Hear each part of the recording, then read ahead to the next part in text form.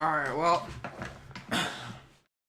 welcome guys to a briefing of Gaming Around where we gonna go over apparently bios? Is that what you wanted to do? Yeah, I want to take a look at these guys and all the side stuff that Bethesda decided to put into this game. That no one ever reads. Yeah. So if you want, No one ever reads these, Chris. if you want to skip this, you can skip it. This episode is not mandatory unless you just feel like learning something. So, Because everybody loves school. Especially up- when no one else is there to tell you what to do, how to school. yeah, right. Fuck Shit. school. I'm kidding. First up, we have the Imp. This is the first ugly guy we saw besides These the zombies. ferocious and agile demons are found all over hell, and are often used in the front lines in concerted attacks. That's a weird word. Concerted attack in either dimension, in either reality or hell. They revel in battle, feeding off their victims when the hunger takes them. Are they like? So they're just zombies? Nah, they're like frontline soldiers. So they're like frontline zombies. They're frontline. Well, they're not exactly mindless. Well, They enjoy battle. explain to me what part of zombies isn't feeding off of their victims when the hunger takes them. When the hunger takes them. Zombies are always hungry. Let's move on to our next guy. We have the Possessor. I hate this guy. He looks like he needs to hit the gym. While Lazarus Wave exposure does effectively wipe... So people have to worry about multiple chins. He got multiple gut disorder. So check this out. The How Lazarus do you do Wave... that? That's like anti-abs. What I'm assuming is that the Lazarus Wave is when they unleashed hell, trying to harness its energy. It just had this big Lazarus So wave. there's nothing on the Lazarus Wave. It sounds like Lazarus Pit, right? Like Yes. it reses you or something. Yeah, So- but it usually drives you like insane and stuff. Mm-hmm. So while the Lazarus Wave exposure does effectively wipe any vestige of human behavior from most of Its victims, some subjects continue to display tactical what the? cognizance. What? I can't English. What? Posthumous. Okay, Posthumously. for real, Bethesda though, can we layman's these? You mostly. As with possessed engineers, they do not appear to be random. If individual has training in combat as part of the UAC military, the Lazarus Wave event will transform them into more than mere slaves. I'll read whatever I feel like reading. Apparently, Go ahead. You sure you don't want? You seem so enthusiastic. Do it into the mic right now. all right. Get the mic out of my face. Into the mic. I'll read these, and we can talk about them. This anomaly further supports the theory that mics shouldn't get shoved into my face. There is some form of genetic coding embedded within the Lazarus Wave particles which governs the outcome of Lazarus Wave exposure on a per-case basis. What the fuck is the Lazarus Wave? I feel like it's something that unleashes when hell gets put onto Earth or whatever planet we're on. When hell hits reality it pulses a Lazarus Wave. Okay, I don't understand why you keep calling hell not reality. Because if it's here, hell is another realm. It's pretty real right now. It's another realm. We're not. It doesn't make it any less real. I'm pretty sure we're on Mars. So, the first guy, the star of the game, he never had an eyeball to begin with. Yeah, the guy that Doomguy stuffed his thumb in his eye socket. Apparently, I've killed 62 of these guys. It's not that. Wow. The Possessed are created in a Lazarus Wave event, a phenomenon first discovered by Dr. Hey, look, your Lazarus Wave explanation. First discovered by. We probably should have read this guy first. Discovered by Dr. Olivia Pierce during her Lazarus project. While most victims exposed to urgent biowaves will expire. All right. Most victims exposed to argent biowaves will expire without further effect. Some subjects will absorb traces of argent energy and enter a state of posthumous vigor. Despite necrosis of the internal organs, with the exception of the brain, the victim continues to animate and exhibit a low order of sentience for weeks or even months after clinical death. Posthumous brain activity in the possessed is limited to instinctive behavior. The possessed are known to be territorial when confronted by living. When isolated, they will often enter a dormant state for extended periods of time.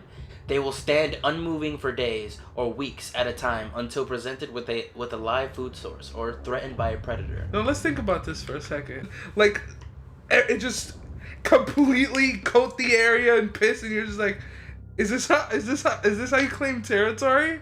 Is this what I'm supposed to deal with? It's like they pose no real threat. It's just like, this is extremely uncomfortable. Well, I don't think they marked their territory by peeing. That wasn't explained. It said it was territorial. Yeah. If you don't pee on it, you don't own it. Think about this though. They're really territorial, but all they do with their territory is pretty much stand around. An interesting behavior has been seen when the instinctual. It's instinctual to pee. Oh my god. Things. An interesting behavior has been seen when the possessed are held in small groups.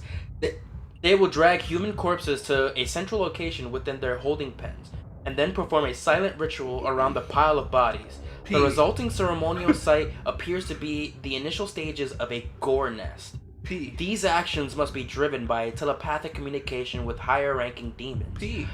As there is no local brain activity that could manage such choices. The possessed will perform these tasks even when their limbs are removed, or Pavlovian pain responders are implemented in their cortex. Furthermore, cementing the theory that they are unwilling slaves performing in the integral part of the life cycle of the demons. The possessed create the birthing grounds for new demons, and upon expirations are themselves used as fertilizer for the gore nest. So they drag bodies and make this nest to produce demons, and if there's no bodies to drag, they just use themselves and complete the gore nest.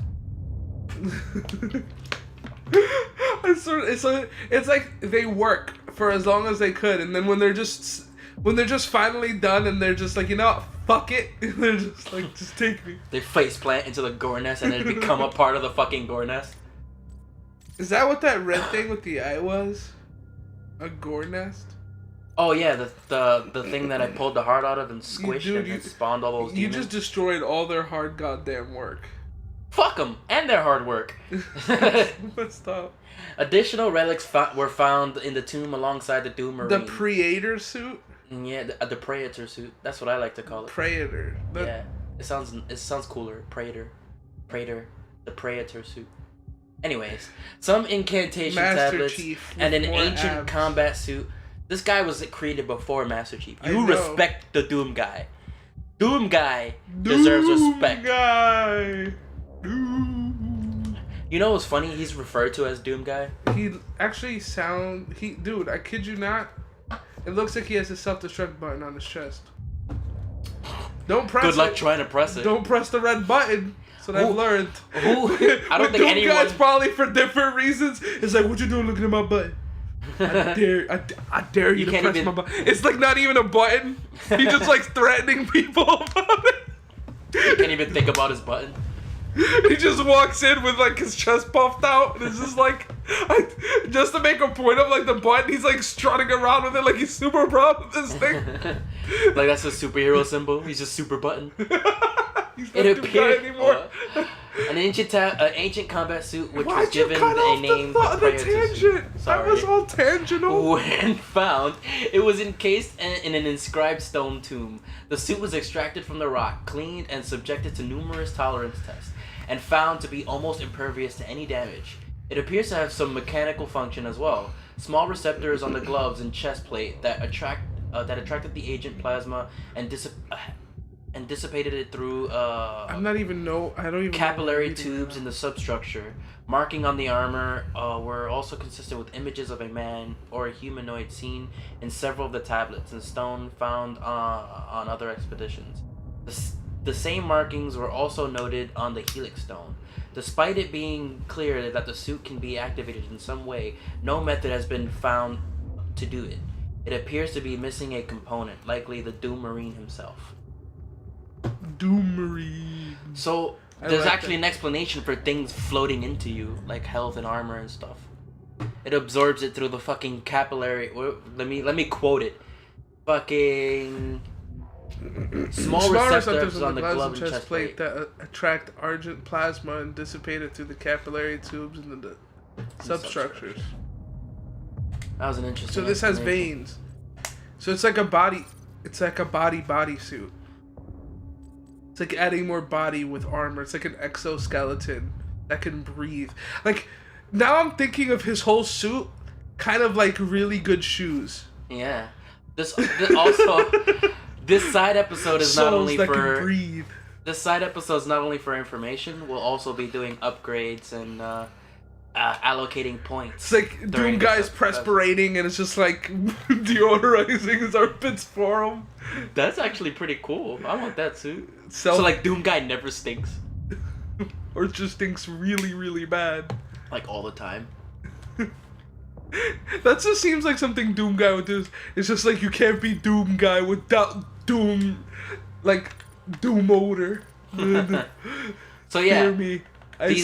Fear my smell. These side episodes can be informative, and if you're curious as to where we allocate our points, this is the place to watch for our point allocation and us making fun of the various enemies and information we find tidbits about the game. Yeah, you never know how much Doom sweat you can take before you gotta Doom.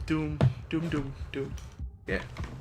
Alright, anyway guys, see you next time. For now, we wrap this much up, right? Later! Ah!